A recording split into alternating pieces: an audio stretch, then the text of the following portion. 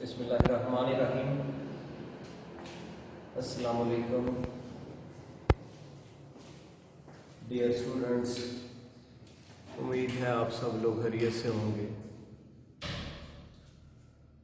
آج بینکنگ کا lecture number 28 ہے۔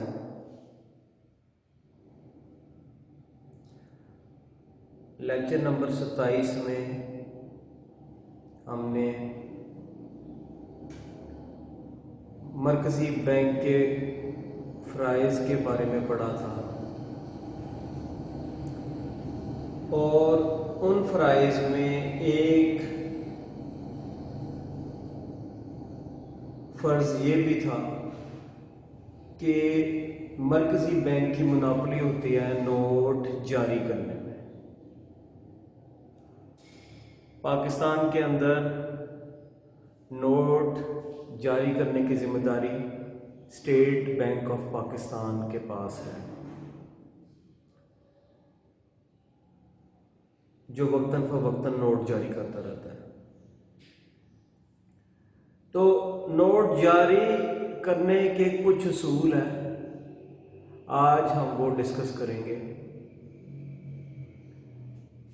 نوٹ جاری کرنے کے بیسکلی دو اصول ہیں۔ پہلے ہے کرنسی کا اصول،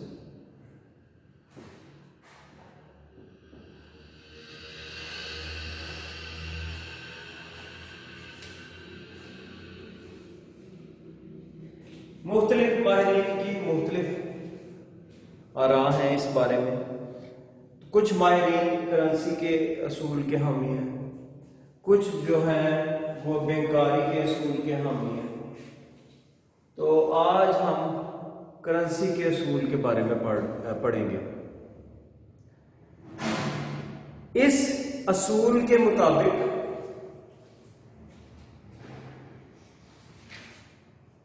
جب بھی ہم نوٹ جاری کریں گے تو جتنے ہم نوٹ جاری کریں گے اتنی مالیت کا سونا ہم ریزرو رکھیں گے تو پھر ہم نوٹ جاری کریں گے۔ مثال کے طور پہ اگر ہم نے 100 روپیز کا نوٹ جاری کرنا ہے تو ہمارے پاس 100 روپیز کا گولڈ ہونا چاہیے، تبھی ہم نوٹ ایشو کریں گے، ورنہ ہم نوٹ ایشو نہیں کریں گے۔ ایک اور ایگزامپل سے آپ کو سمجھاتا ہوں۔ ہم نے 5000 کا نوٹ ایشو کرنا ہے، ہم اس وقت تک 5000 کا نوٹ جو ہے وہ ایشو نہیں کریں گے جب تک ہمارے پاس 5000 کا سونا نہ ہو، ٹھیک ہے؟ تو اسے کہتے ہیں کرنسی کا اصول۔ اس میں currency should be backed by 100% gold, ٹھیک ہے؟ جو کرنسی ہے اس کے پیچھے اتنا ہی سونا آپ کے پاس محفوظ ہوتا ہے۔ تو اس اصول کے کچھ ایڈوانٹیجز ہیں، کچھ ڈس ایڈوانٹیجز ہیں، ہم ان دونوں کا جائزہ لے لیتے ہیں، اس کے بعد پھر ہم بینکاری کے اصول کے اوپر جائیں گے۔ تو اس کے فوائد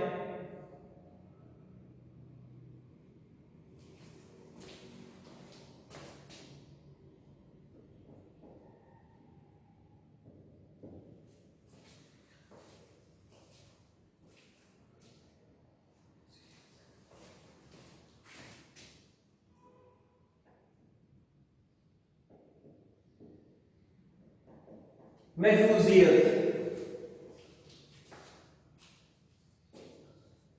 یہ جو اصول ہے یہ کرنسی کو تحفظ فراہم کرتا ہے، ٹھیک ہے؟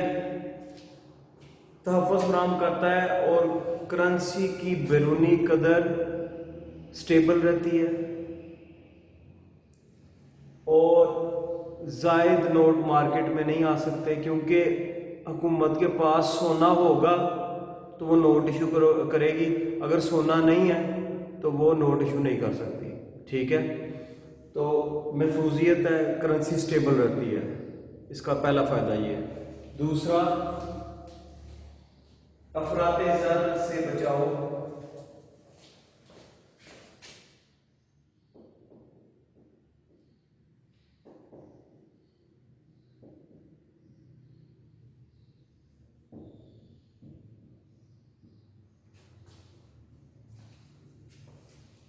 افراط زر سے بچاؤ.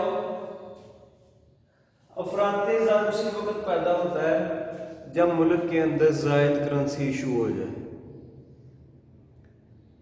تو ملک جو ہے افراط زر یا انفلیشن کا شکار ہو جاتا ہے. تو اس میں تو نوٹ ہم نے جاری ہی تب کرنے ہیں جب ہمارے پاس گولڈ ہوگا. تو افراط زر پہ کنٹرول رہتا ہے. اس اصول کا دوسرا فائدہ یہ ہے.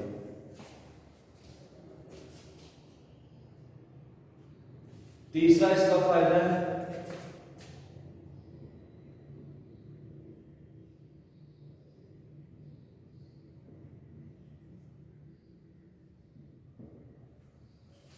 اس سے عوام کا اعتماد حاصل ہوتا ہے.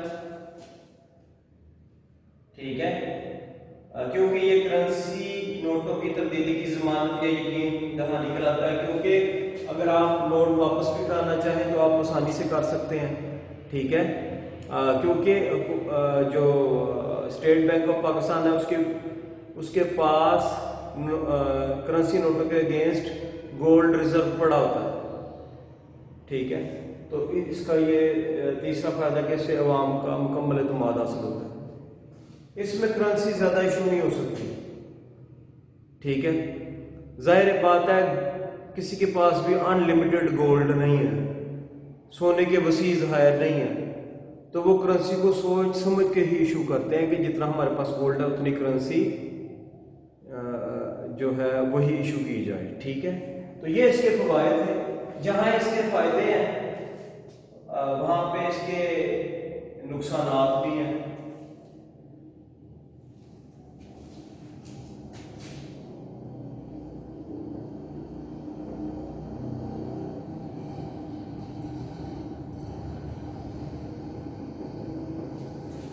اس میں اس کا پہلا نقصان ہے غیر لچکدار.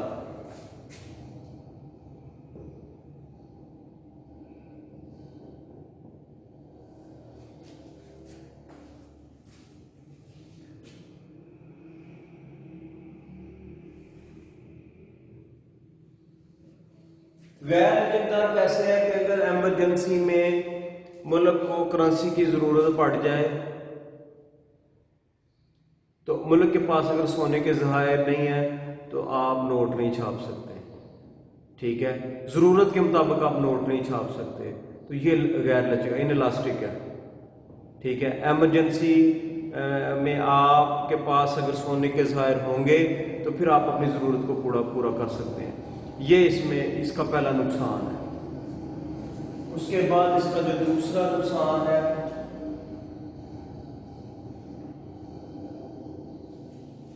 انحصار. اس کا جو دوسرا ہے انحصار.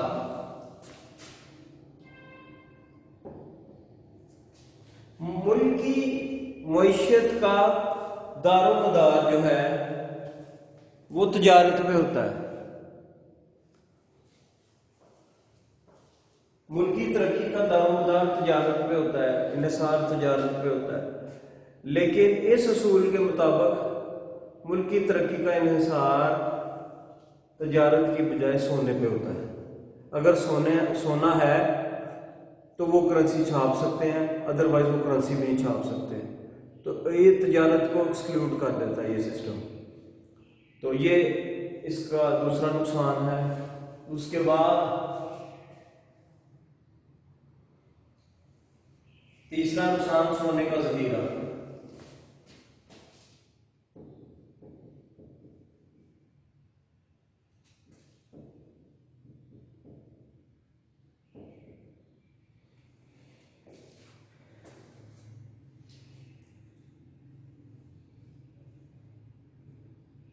اس اصول کے مطابق جب آپ نے کرنسی چھاپنی تب ہے جب آپ کے پاس سونا ہوگا. تو ملک کے اندر جو بہت سا سونا وہ بلاک ہو جائے گا، جس کو آپ بہت سے فروٹفل پرپز کے لیے استعمال کر سکتے ہیں. تو وہ بلاک ہو جائے گا، سونے کا وسیع ذخیرہ بن جائے گا. ٹھیک ہے، جس کو ہم کسی بھی استعمال میں نہیں لا سکتے. یہ اس کا تیسرا نقصان ہے. اور اس کے بعد चौथा, हकीकी दुनिया।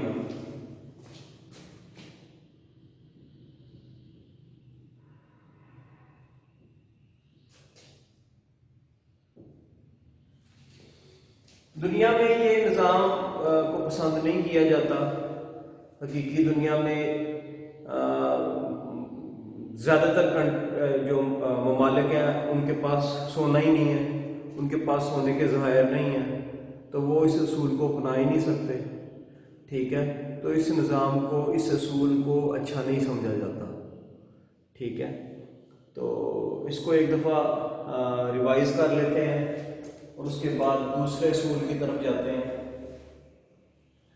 तो नोट जारी करने के दो असूल हैं, एक है करेंसी का असूल, दूसरा है बैंकारी का असूल। करेंसी का असूल क्या है कि जब भी आप करेंसी छापेंगे, इशू करेंगे, तो उसके पीछे 100% गोल्ड होगा, तभी आप करेंसी को छाप सकते हैं।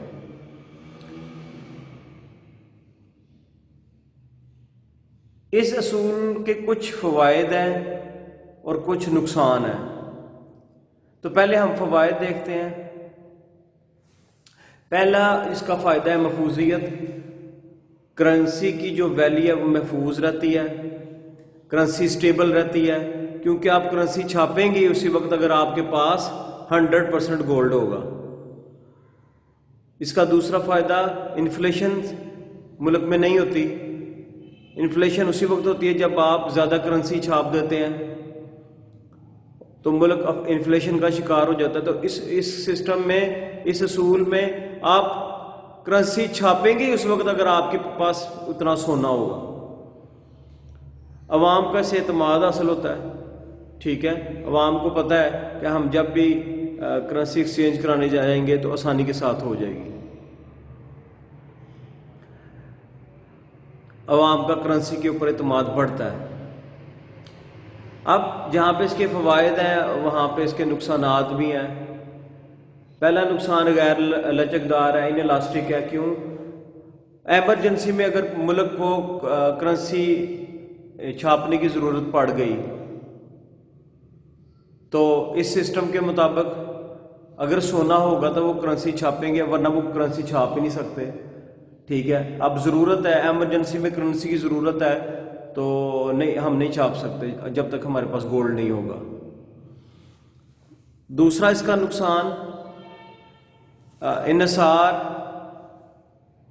किसी भी मुल्क की जो तरक्की का इन्हिसार जो है वो तजारत पे होता है, लेकिन इस असूल के मुताबिक जो इन्हिसार है वो गोल्ड पे है।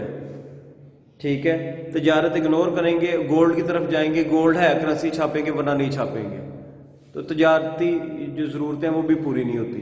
ठीक है, उसके बाद मुल्क के अंदर सोने का एक बहुत वसी ज़हीरा बन जाता है। उस सोने को हम बहुत से कामों में इस्तेमाल कर सकते हैं, बहुत से प्रॉफिटेबल कामों में इस्तेमाल कर सकते हैं, लेकिन इस असूल के मुताबिक वसी ज़खायर सोने के बन जाते हैं जिनको हम इस्तेमाल में नहीं ला सकते। और आखिर में हकीकी दुनिया, दुनिया के जो बहुत से ममालिक हैं जिनके पास सोना ही नहीं है। ठीक है, तो ज़्यादातर ममालिक जो हैं वो इस मेथड को पसंद बिल्कुल नहीं करते, इस असूल को बिल्कुल नहीं पसंद करते। ठीक है, वो बैंकारी के असूल को पसंद करते हैं। तो ये आज हमने करेंसी का असूल पढ़ा है। उम्मीद है आप लोगों को समझ आ गई होगी। तो आज के लेक्चर को यहीं पे ख़त्म करते हैं। लेक्चर नंबर 29 में हम नोट जारी करने के दूसरे असूल, बैंकारी के असूल के बारे में पढ़ेंगे। तो आज का लेक्चर यहीं पे हम ख़त्म करते हैं। अल्लाह हाफिज़।